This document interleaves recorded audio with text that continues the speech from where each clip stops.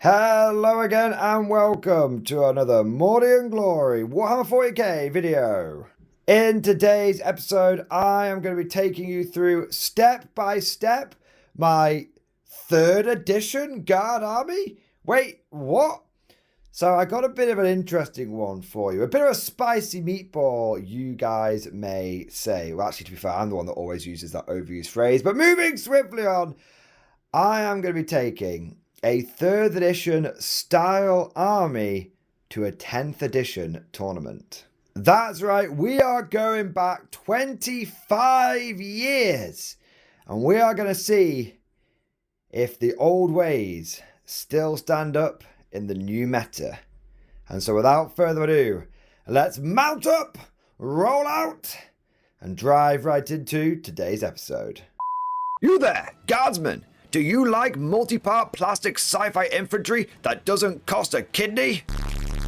Well, good news! The Mordian Glory channel is now officially sponsored by Wargames Atlantic. Wargames Atlantic sells fantastic sci-fi models which are perfect as alternative Imperial guardsmen. This includes the Bulldogs, totally not Praetorians, or the Grognards, which are totally not Mordians, Praetorians, or Kriegers all in one box. And the best bit is, Wargames Atlantic offers a bulk buy discount, and the more you buy, the bigger the discount. Perfect for amassing those huge platoons of guardsmen. So what are you waiting, you fool? Click on the affiliate link down below, get yourself some great models, and support the channel today. So I want to start off by giving everyone a bit of context. What the hell am I talking about with this 3rd edition list in 10th edition meta nonsense? Well, the tournament that I'm going to with this army is actually less of a tournament and it's more of an event. Sure, it's one day, sure, there's 3 rounds, but it's only 1,500 points. It's all about grudge matches, it's all about having a bit of a social, and it's very much a fun event. And in fact, it's a bit of a special event because it's been organised by my good friend Robbo in loving memory of our friend Stu. Now, Stu passed away earlier this year, and I want to say a big thank you to the community because I made a video about it. I was really torn up about it, and the community came out and we raised a ton of money for Stu's family to help them during the difficult time. And so I want to say, I've said it before, but I'll say it again, a huge thank you to all of you guys that came out and did that. Now, Stu was a good friend to many of us in the Warhammer community. He was a good lad. And so Robbo has organised an event. And we're going to make it an annual event where essentially once a year we all turn up with something a little bit different, a little bit softer. Good excuse to bring something you wouldn't normally bring and to have a bit of a social to honour his memory and to play the game that Stu liked to play. Because even though he organised a lot of tournaments, he was definitely more of a vibes player. He was an absolute gent on the tabletop. And so this is our way of paying tribute. So with that in mind, I had a big think about what kind of army I want to run. And initially I thought, you know what, I'll run some pure Firstborn Space Marines because that's kind of cool. And also it's something I've not done before. And Stu did like his Space Marines. He had a beautifully painted Ultramarine army. But then I had a thought. I had a memory. Something popped into the old brain pan. And it was a joke that Stu said to me many, many, many years ago. Back in 8th edition, at the beginning of that edition, Guard were quite powerful. And I was the only person at our club that was still playing Guard because they'd been so bad during 6th and 7th edition that pretty much all the other Guard players had gone on to something else or had quit the game. And I was still there plugging away through 6th, through 7th with with the terrible, terrible Guard army. And then 8th edition came around and Guard were good. And Stu made a joke to me and he went, "Oh, Tim, you're jumping on the bandwagon. You're jumping on the bandwagon with all these other people that are jumping on it now that Guard are good." And I was like, "Stu, how can I be jumping on the bandwagon?" He went, "All right, fair enough. You're not jumping on the bandwagon. You have been on it for a long time. So you know what? You're driving the bandwagon." And that I don't know why, but that really just tickled me. I was howling with laughter. And so for some reason that memory sort of popped into my head. And it made me think, well, you know what? Maybe I should bring a really, really old school Imperial Guard army. And so I went back through my old codexes and I stumbled across my old 3rd edition Imperial Guard book. And I remembered that in there, at the back of the book, there was this really cool article by Nick Davies talking about expanding your army. And there was a full 1,500 point, because that's what the standard game size was back in the day. There's a full 1,500 point army. And it explained like why certain unit choices have been made and how you sort your core out. And then after that, you go back and look at your elite choices and all that good stuff. And I thought, you know what? What if I looked at this list and did my very best to recreate it in 10th edition? Does it still hold up? Does it still work? Is it still possible? And so that is exactly what we have done here. I have gone through and I've done my absolute best to recreate this list. And I've gone the extra mile here, guys, if I do say so myself. I've used as many 3rd edition metal models as I can. Now, the list isn't exactly the same, partly because, for example, in Nick's list, you can see there are a lot of like Cadians and like plasma guns and stuff, which you never got metal Mordian plasma gunners, and I didn't quite have as many heavy bolters as he needed, but I have embraced the theme of the list and I've done my very best to recreate it. So you can see here at the top, we have got a company command squad, we've got some special weapons in there, we've got a flag guy, and we've got a Voxcaster. Well, over here, I've got my own command squad, and I've got a Mordian officer leading it, and then I've got all of these metal Cadian models with the flag guy in there. We've got the Vox guy in there. We've got a metal gun guy in there. And then instead of the plasma gun guy, I went for this classic metal Cadian medic. We've got a couple of heavy weapon squads here. One equipped with anti-tank weapons, one equipped with anti-infantry. Now, I didn't quite have enough heavy bolters for this, but I was able to put together 3 mortar teams. And let me tell you, I really wish I did have the heavy bolters, because one lone squad of mortars really isn't enough indirect fire in this day and age. And then I did also manage to recreate the anti-tank fire support team, because I had a buttload of las cannons. With our headquarters now sorted out, been a long time since I've thought about things in terms of HQ choices, we then get on to our troop choices, and we've got a couple of platoons here led by commissars and command squads.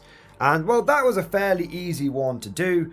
I've got 2 20-man squads of guard here, and I've got a command squad leading each one, and I have managed to emulate the special weapons as best as possible there.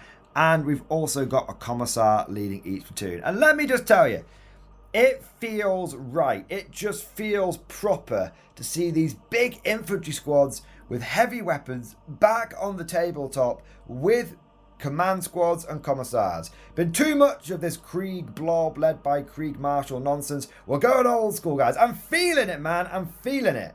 After we've assembled our platoons, there were a couple of Armoured Fist squads. Now, technically, Armoured Fist squads don't exist anymore, but it is entirely possible to put things in chimeras. And I had a close look at these Armoured Fist squads, and I could see that they were equipped with flamers. There was a guy with a flamer in each squad.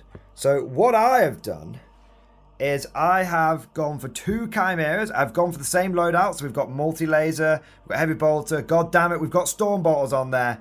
And then I've also gone for 2 Armoured Fist squads, but this time I've got Katachans, because Katachans can take flamers, and they're pretty good at scouting forward with those chimeras, and I thought it really sort of emulated the Armoured Fist squad vibe, but using some cool 10th edition rules.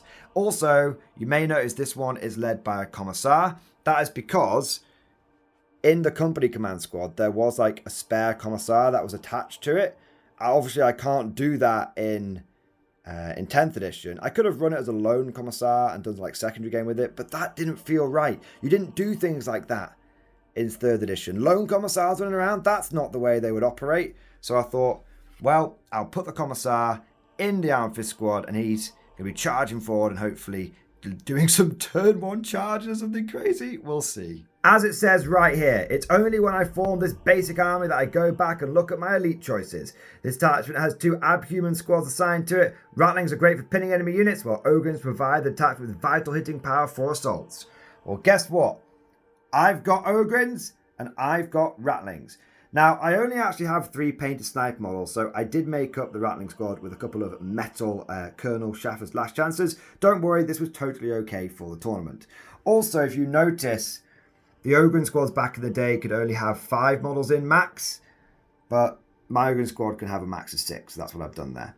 These Ogryn models are some of the only plastic infantry in my army, and they are converted from some of the old school Warhammer ogres. Now, the last part of the Nick Davies army was 2 Leman Russes, 2 El Clasicos with battle cannons. Now, I saw there was one chap sticking out the top here and he had some extra gear, so I figured he was a tank commander. So I've done that over here with 1 tank commander, and then we've got 1 regular Leman Russ battle tank. Both tanks have got battle cannons, las cannons and heavy bolters. Both tanks have got storm bolters, and I thought for a bit of spice, and again to try and make this work in 10th edition, I gave my tank commander Grand Strategist so he can order himself and he can order his buddy here. Now, in total, that army came to 1,450 points.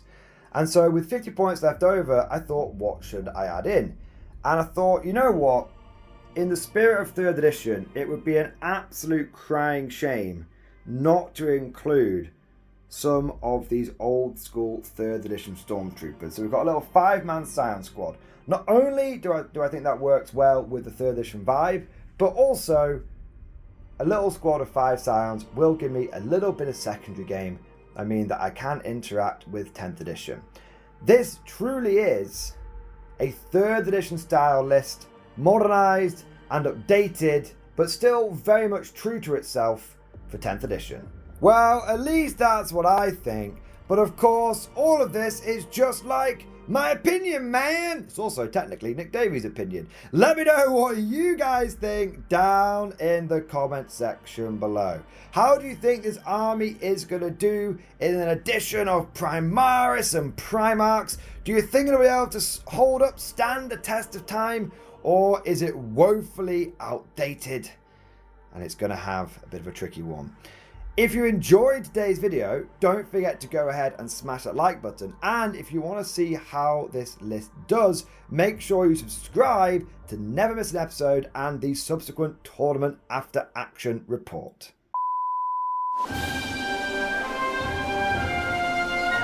Would you like to know more?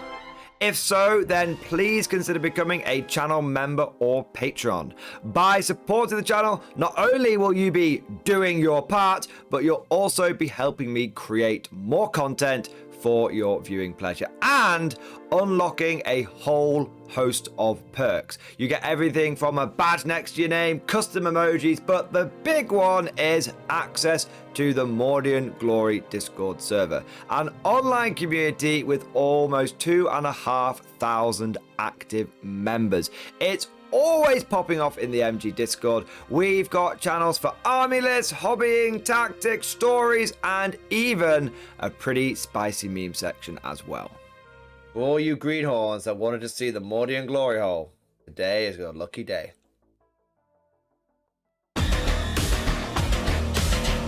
And joking aside, I do want to say a massive thank you to all of the current channel members and patrons. You guys are amazing. Truly the lifeblood of the channel. I could not do Mordian Glory full-time without the incredible and generous support of my members. So thank you guys so much. And last but certainly not least, I want to say a personal thank you to all of my top tier Patreons. These are the War Masters, the people who have truly gone above and beyond the call of duty.